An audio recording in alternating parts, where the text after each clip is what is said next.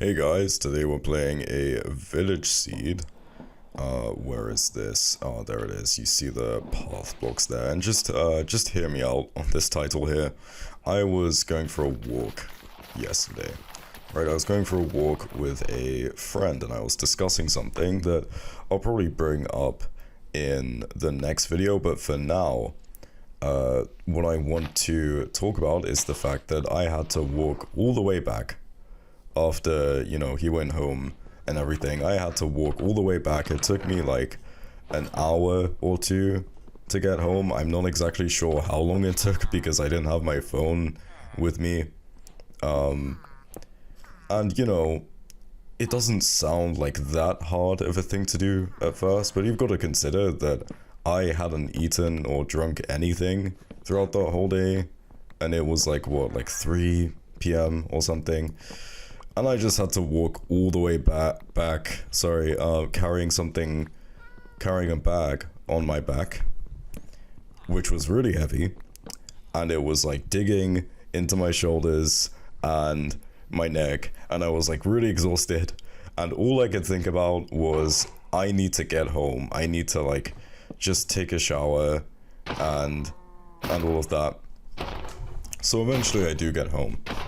And while a shower is like a relatively mundane thing to do, it was like the most euphoric experience I've ever felt, just because it contrasted with like, this treacherous walk all the way home.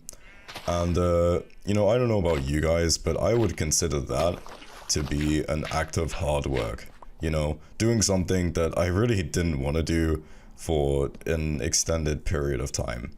And what I mean by this title here, I don't think it was easy, but what I think it does is it makes like everything else easier. And I know that sounds kind of weird, but I think it's really interesting how that happens. And this like euphoric experience that I'm trying to describe actually like carried on throughout the day and into the next day, which is today. Like, okay, I can finally relax, I can play video games and everything. By the way, I spawn directly next to the bridge chalice right here, and I'm gonna be looking for the fortress, which I think, let's see how many chunks this is. 14, yeah, 14. And, yeah. Now, I'm not telling you guys that you should be taking 2 to 3 hour walks, 2 to 3 to 4 hour walks. I actually just completely lost track of time during that. But I'm not saying that you guys should be doing that like every day, but I think what I'm trying to get across is the hard work is like kind of misunderstood. It makes everything like more fun, if that makes sense, because it lowers the baseline for what is fun, for what is easy and like enjoyable. I mean, hard work itself can be enjoyable, but you guys get what I mean here?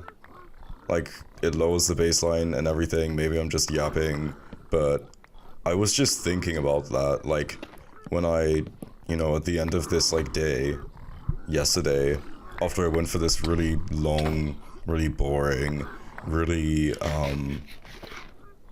mentally and somewhat physically taxing walk, I was just thinking about that. Like, I'm really grateful for the fact that I don't have to do that every day. I think this can kind of be applied to ranked in a way, and to speedrunning in general. A lot of people don't want to learn like new strategies, new routes, new tech and everything. I'm a little bit guilty of this myself because it's just boring. It's also a little bit mentally taxing having to like learn something new, and you just want to stick with, what you already have and what you already know. But like at a certain point, like I'll give an example.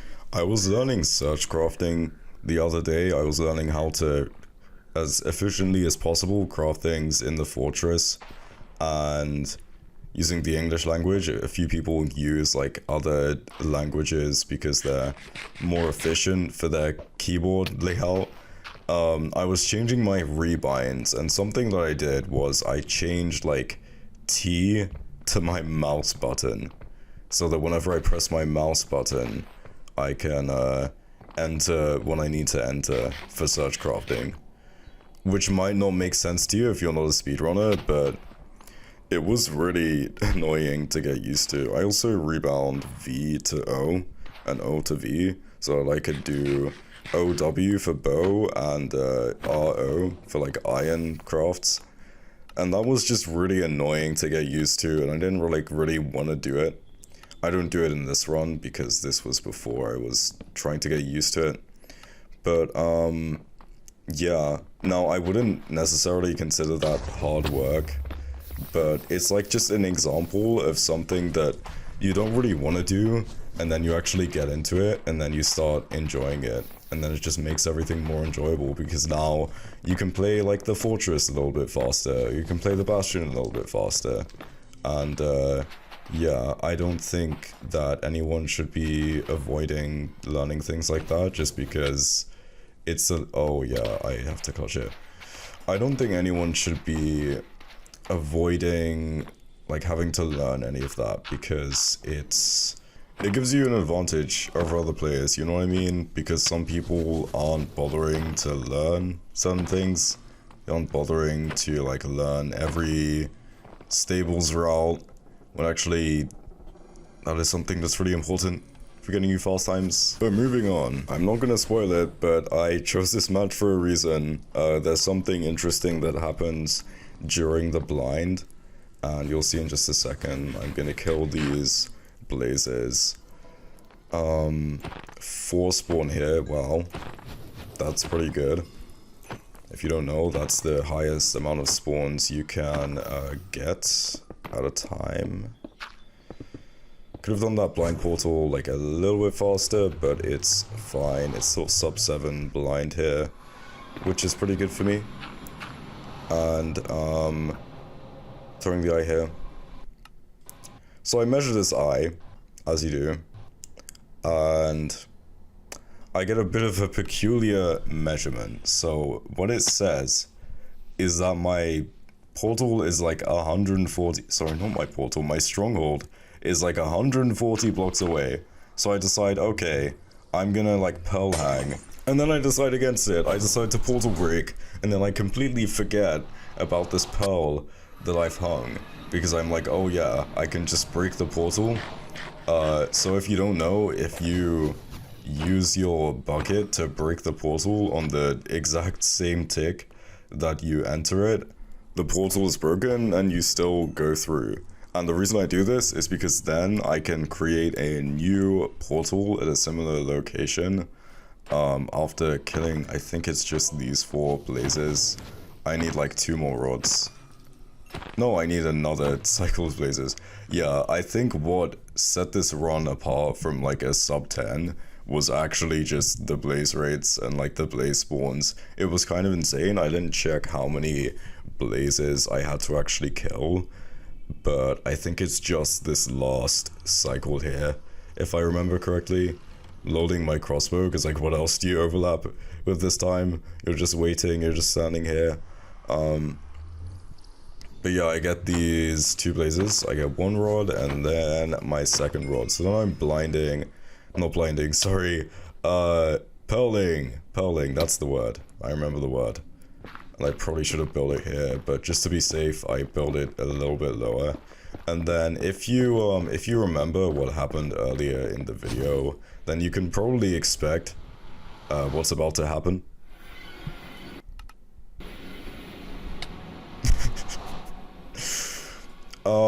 Yeah, I just forgot about the pearl that I hung earlier. I sent a draw vote just in case he feels like drawing.